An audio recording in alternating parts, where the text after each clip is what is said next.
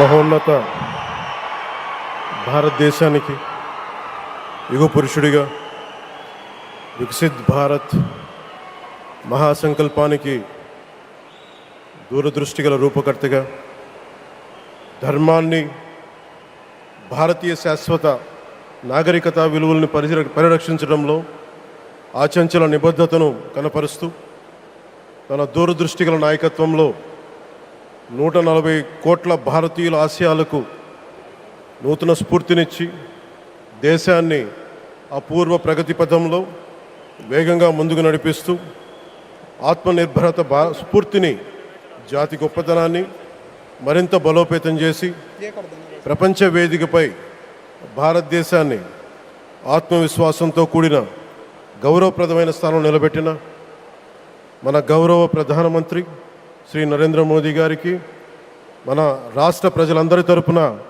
హృదయపూర్వక అభినందనలు తెలియజేస్తున్నాను. వేదిక పైన ఆసీనులైన honourable governor of Andhra Pradesh Shri Abdul Nazeer గారికి,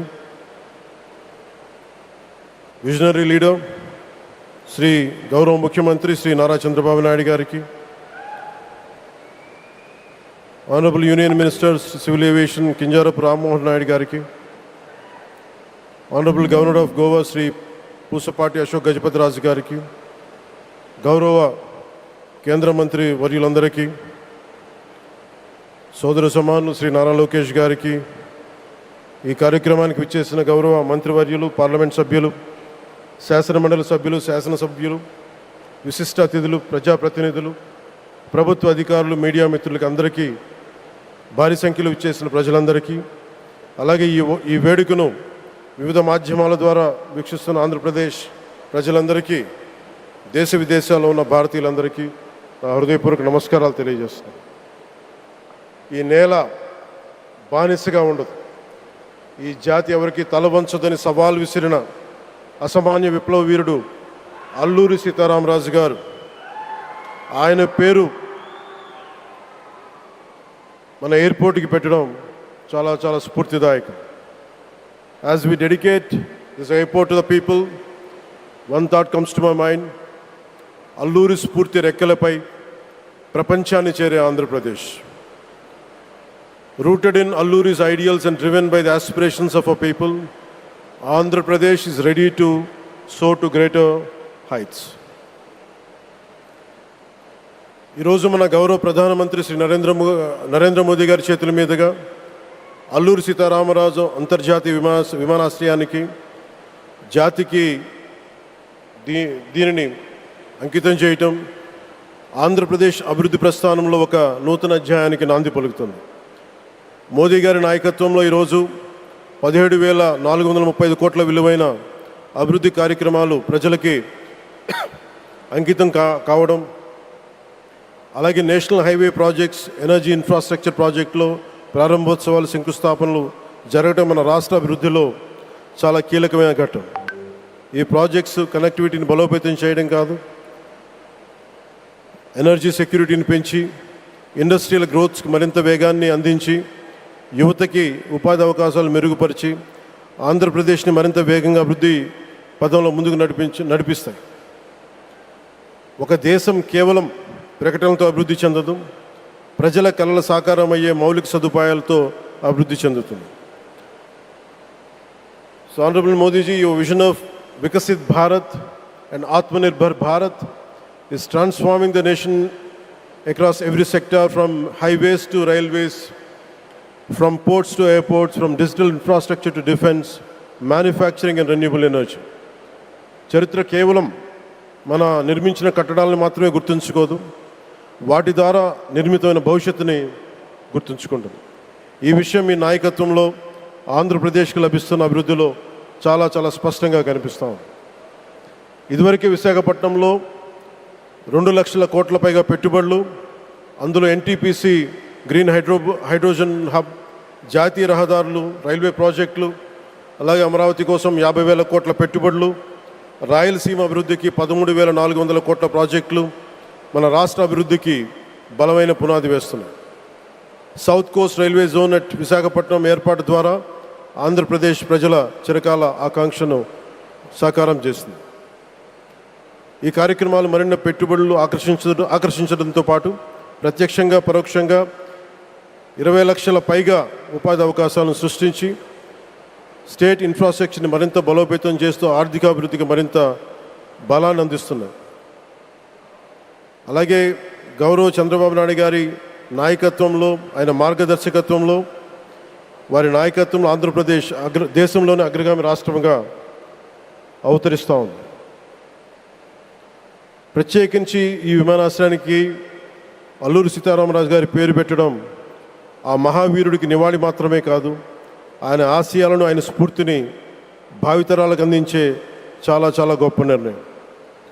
జి మల్లికార్జునరావు గారు, జిఎంఆర్, అందరూ ప్రేమగా పిలుచుకున్న జిఎంఆర్ గారు, వారు దీన్ని కట్టడం శ్రీకాకుళం జిల్లా నుంచి వచ్చి, రాజాం నుంచి వచ్చి శ్రీకాకుళం వెనుకబాటుతనానికి ఆయన కృషిని ట్రస్టుల ద్వారా అందిస్తూ ఆయన నేతృత్వంలో, ఆయన నాయకత్వంలో ఎయిర్పోర్ట్ నిర్మించడం మనందరికీ చాలా చాలా గర్వకారణం.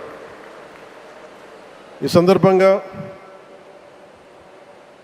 మనందరం ఒక నిర్ణయం తీసుకోవాలి. పండ్లున్న చెట్టుకే రాళ్ళు వేస్తారంట. కష్టపడే కుటుంబ సభ్యుడు, తండ్రి కావచ్చు, పెద్ద కొడుకు కావచ్చు, అందరూ అతని మీద పడతారు. నువ్వు ఎక్కువ కష్టపడు, ఎక్కువ తిట్లు తింటావు. అలాంటిది మనం ఎలాంటి పరిస్థితుల నుంచి వచ్చాం? భారతదేశం ఒక పరిస్థితిలో బంగారాన్ని కూడా తాకట్టు పెట్టుకునే పరిస్థితి వచ్చింది. అలాంటి పరిస్థితుల నుంచి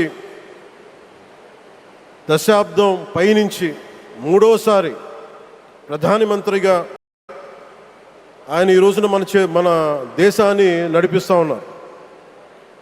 అలాంటి ప్రధానమంత్రిని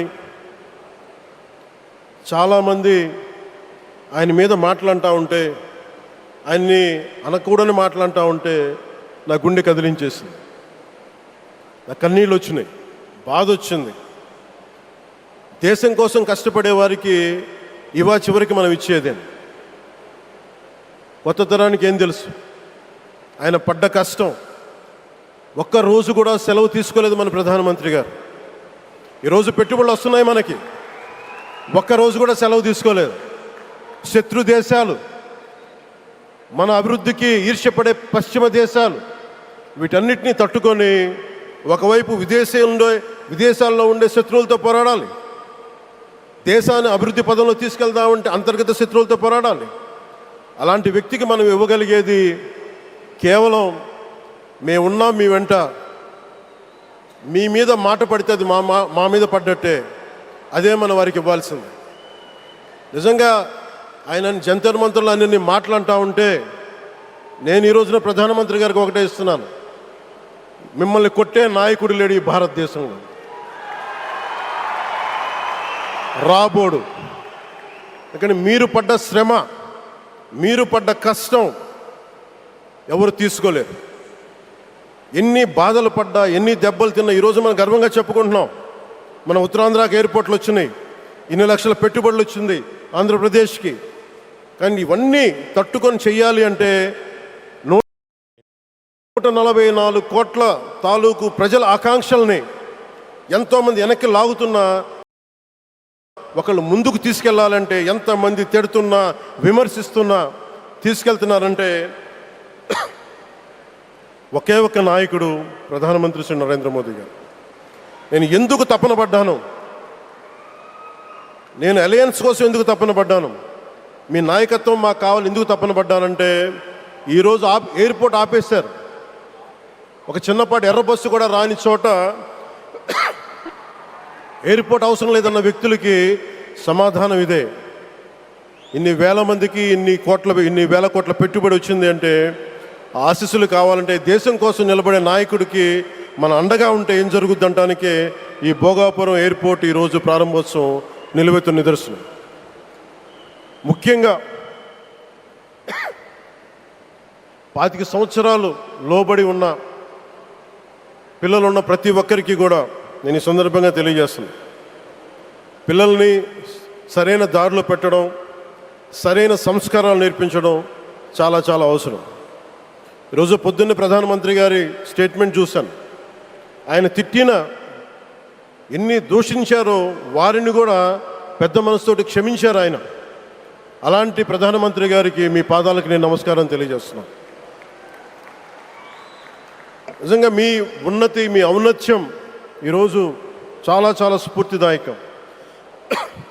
భారతదేశం మీ అందరికీ కూడా, ప్రజలందరికీ కూడా, ఆంధ్రప్రదేశ్ ప్రజలందరికీ కూడా, దేశ ప్రజలందరికీ కూడా ఒక నాయకుడి కష్టాన్ని మనం వెంటనే గుర్తించలేం. ఆయన ఎంత తపన పడుతున్నారు. ఒక కుటుంబాన్ని నడపడం ఎంత కష్టపడుతున్నాం.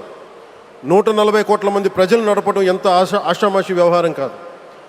ముందుకు తీసుకెళ్లే నాయకుడికి తెలుస్తుంది. అలాంటి వ్యక్తికి మనం ఏమి ఇవ్వగలం. దేశాన్ని నడిపించడం అంటే రామకార్యం లాంటిది. హనుమంతుడు లంకకు లంఘించినప్పుడు అనేక అవాంతరాలు వచ్చినాయి, అనేక అడ్డంకులు వచ్చినాయి. రామకార్యం చాలా గొప్పది.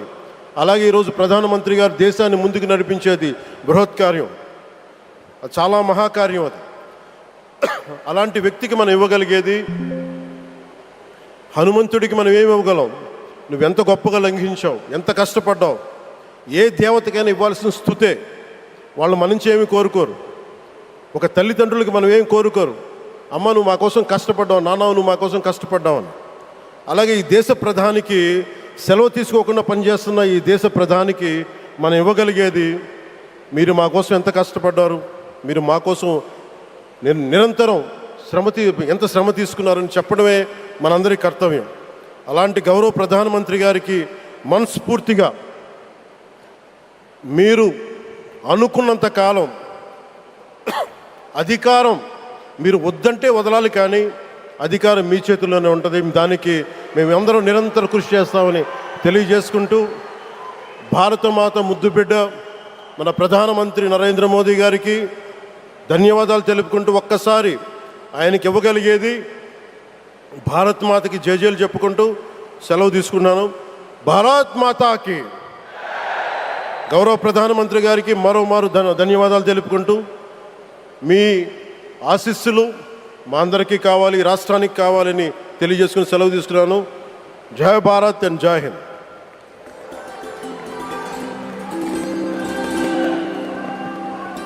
Thank you sir, thank you very much.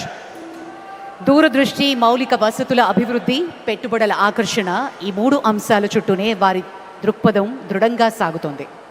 ఆంధ్రప్రదేశ్ను దేశంలోనే అత్యంత వేగంగా అభివృద్ధి చెందుతున్న రాష్ట్రంగా తీర్చిదిద్దాలి అన్నది వారి లక్ష్యం.